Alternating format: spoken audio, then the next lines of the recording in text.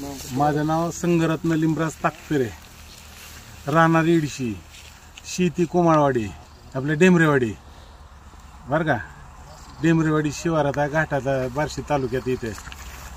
आणि वाघाने हल्ला केलेला आहे. गाय गाभण आहे आणि मला सुद्धा भीती होती त्या वाघापासून. मी गेल्या पळत घेऊन जाऊन गायला वाचवलं आणि गायला घेऊन आलो.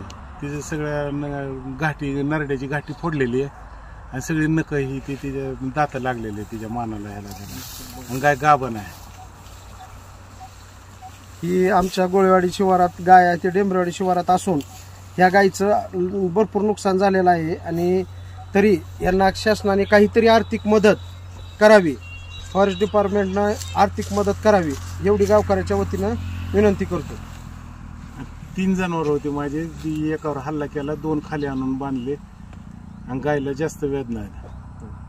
आणि गायला काय मदत करता येईल ती करावी, गायला काय दवाखान्याची मदत करता येईल ती करावी.